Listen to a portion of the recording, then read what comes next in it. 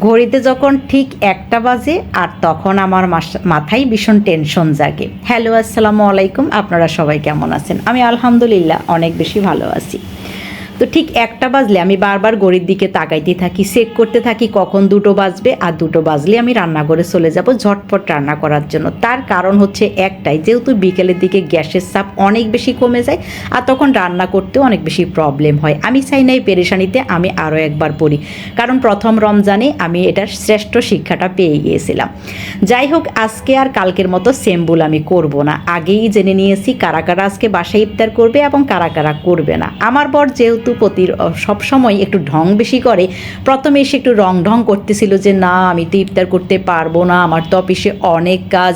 তারপরে তাকে আমি স্ট্রেট জানাই যে যদি না হয় তাহলে আমরা আমাদের পছন্দ মতো ইফতারি রেডি করব। এবার সে বলতে বাধ্য হয় যে হ্যাঁ, সে বাসায় ইফতার করবে। এই কথা শোনার সাথে সাথে আমি রান্না করে চলে যাই এবং ভাজা পোড়া করতে ব্যস্ত হয়ে পড়ি, কারণ আমার বর তো ভাজা পোড়া ভীষণ পছন্দ করে। আজকে আমি চাইছি একটু ভিন্নধর্মী দুটো শরবতের আয়োজন করতে। আমি জানি আমার বাসার কেউই এগুলা পছন্দ করে না, তারা এসব খাবার একদমই খাইতে চায় না, বাট আমার ভালো লাগে যে ইফতারের টেবিলে কয়েকটা জুস থাকবে, কয়েক রকমের শরবত থাকবে, আর সেগুলো আমি নিজের হাতে রেডি করব। আমি যখন নিহালকে কোচিংয়ে নিয়ে যাচ্ছিলাম, আসার পথে দেখি যে বিটরুট আর হচ্ছে বেল পাওয়া যাচ্ছে, আর বেল এত সুন্দর ছিল, আমি বেলওয়ালা মামাকে বলে একদম ভালো বেলটাই কিনে নিয়ে আসি।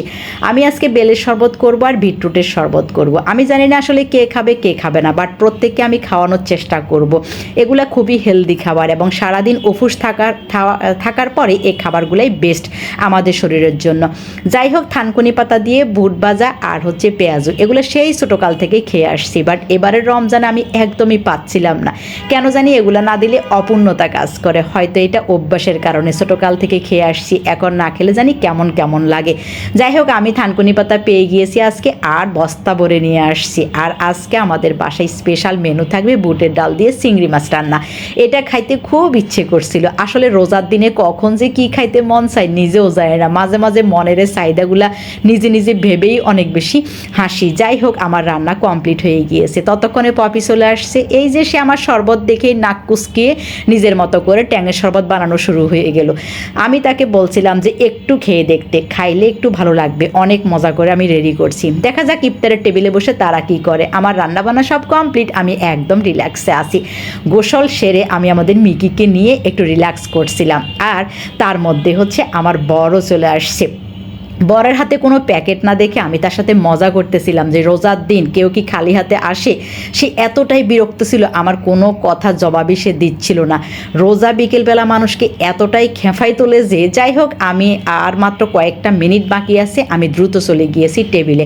আমার সমস্ত শরবত ফ্রিজে তোলা আছে, সবগুলো এখন বের করব, একটু নাড়াচাড়া দেব, আর আমি সব কিছু রেডি করে দিলে বর চলে আসবে টেবিলে। সে সব মাখাই আমাদের সাথেই একসাথে ইফতার করবে। এই সময়টার জন্যই তো সারাদিন অপেক্ষা করি।